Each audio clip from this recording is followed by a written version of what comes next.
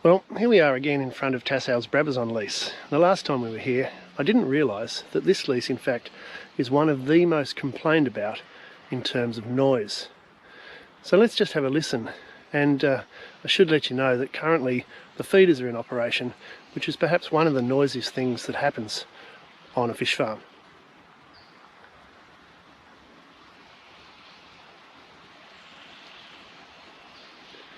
So last time when we were here, not only did I not know that this was the most complained about site that Tassale has in the Huon River, but I also didn't know it was just along the road from here.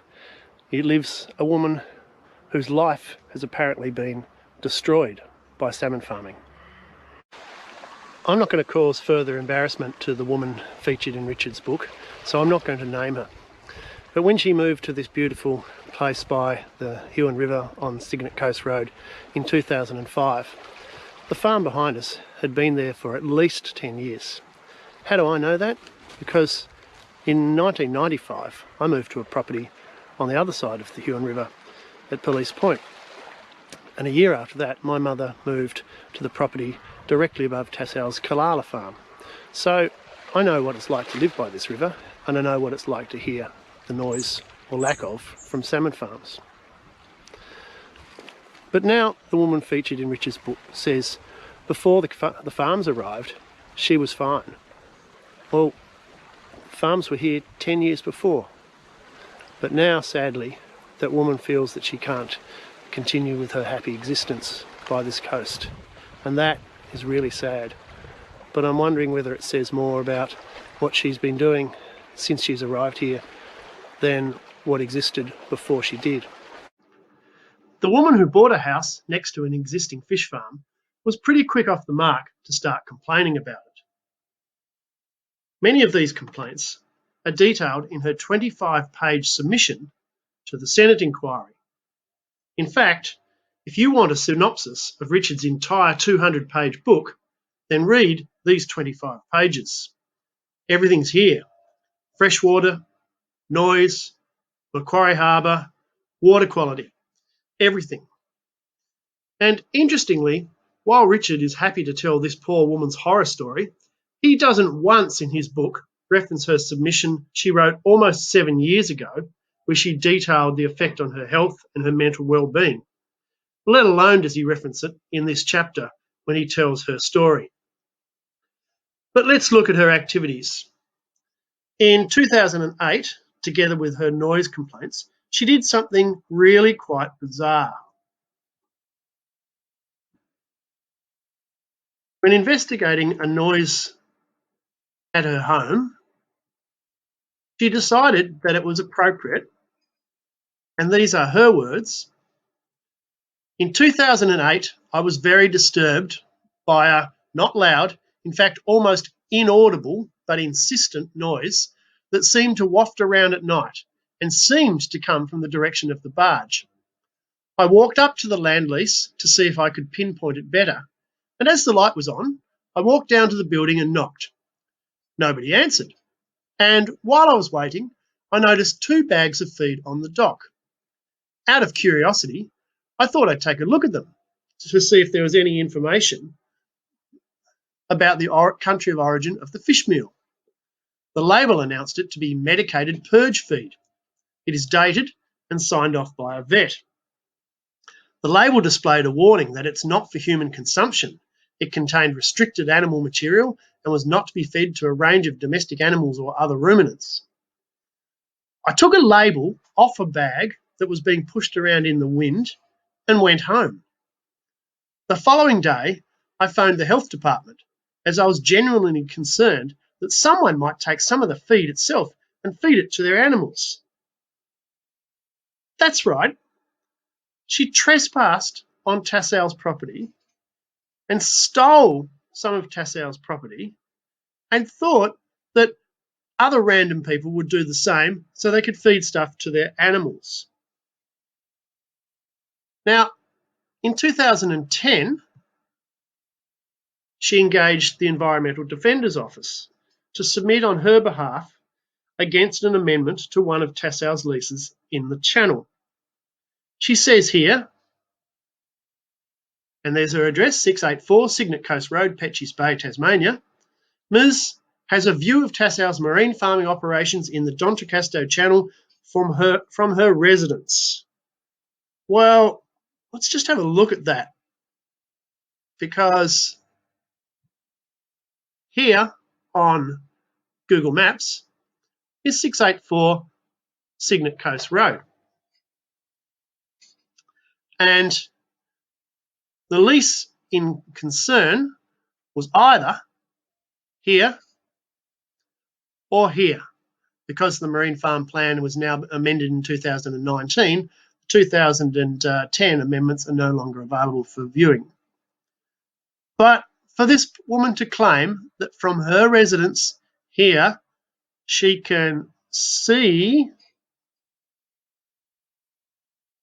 farming operations here or here, well, then you must question her honesty, because I live here and I can't see her place. Then, in 2015, she made her submission to the Senate inquiry, which we will return to. And in the submission, she claims that the culture of negligence has affected me in terms of my health and enjoyment of my place, my relationships, and has interfered with my productivity as an artist. But then, when the salmon companies rightfully responded to this 25-page tirade against them, citing a large amount of science and questioning the relevance of her claims, she then responded, claiming that when making a case, my submission is often helpful to provide historical references so as to put an issue in context. One learns this at university, as I did in the process of acquiring a science degree. So now she's a scientist. So with all this ongoing complaints and this reference to information years prior to her arriving there, and continually complaining to the salmon companies, is it anyone on Tassale's Christmas card list? But finally, let's have a look at noise complaints in total. This from Tassale's 2020 Sustainability Report, where it records their complaints received by the community.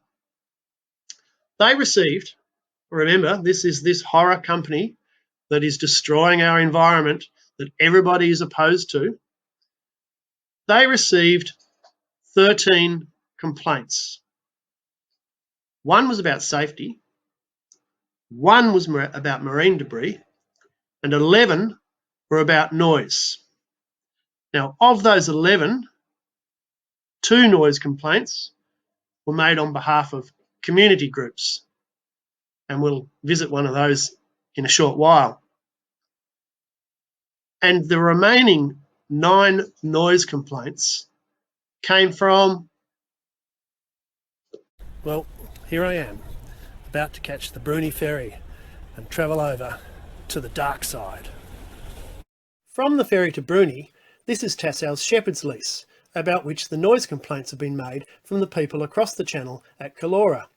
And here, on Bruny, is the Roberts Point Lease, about which no complaints have been made. And just here is the official residence of the head of the association that has made the second most number of complaints about noise from salmon farms. Except it's not a residence, it's a shack, and on this beautiful Sunday afternoon there's nobody home. But there's people at work at the salmon farm just across the channel. We're at Richard's shack. The large waterway onto which the shack faced was famous for its scallops, its oysters and flathead. The water lost its clarity as more and more fish shit poured into the channel. More algae, more of the coastline rhymed with a bright green slime. Well, that water looks pretty clear to me. Those oysters look pretty healthy, and I can't see any slime.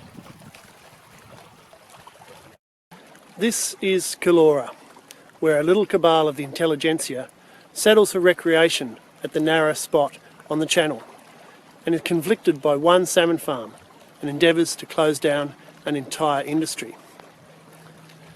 And yet, listen how peaceful it is. And there's nobody here because this is a community of shacks, not of residents. Whilst over here is a farm which employs people, generates income and feeds Australia. Richard reaches the peak of his conspiracy theories towards the end of this chapter when he claims that noise has become a form of control by salmon companies over communities, and says that the use of noise in interrogation and torture is well documented. Noise does not have to be loud, only sustained to break its intended victim. So who is the intended victim? Salmon farms create noise as a process of feeding fish. They're not going out of their way to annoy people. He states that salmon companies deliberately taunt people with noise. But ironically, in a non-sublime message, Richard also says that sustained noise from opponents will break the industry. I reckon he's really proud of that one. Now go away or I shall taunt you a second time.